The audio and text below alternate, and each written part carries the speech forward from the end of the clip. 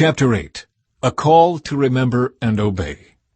Be careful to obey all the commands I am giving you today. Then you will live and multiply, and you will enter and occupy the land the Lord swore to give your ancestors.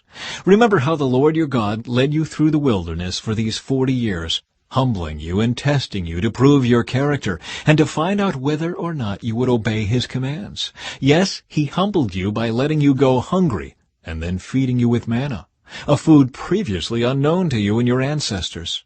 He did it to teach you that people do not live by bread alone.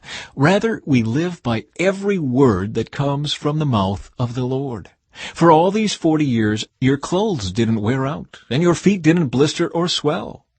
Think about it. Just as a parent disciplines a child, the Lord your God disciplines you for your own good.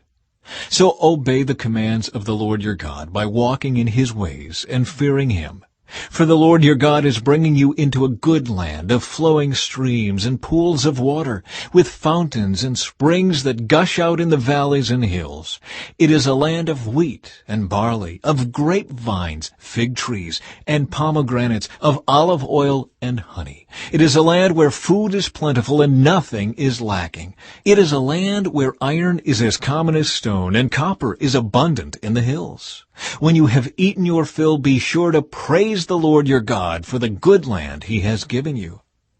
But that is the time to be careful. Beware that in your plenty you do not forget the Lord your God and disobey his commands, regulations, and decrees that I am giving you today.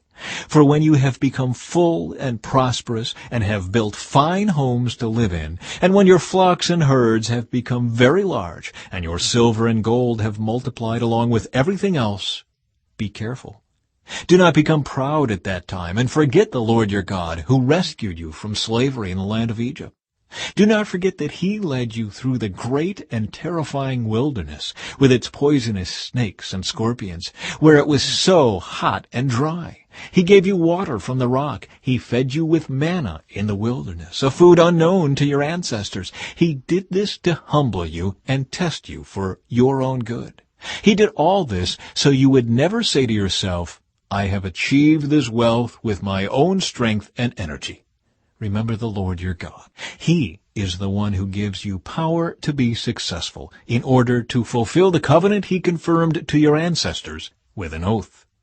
But I assure you of this, if you ever forget the Lord your God and follow other gods, worshiping and bowing down to them, you will certainly be destroyed.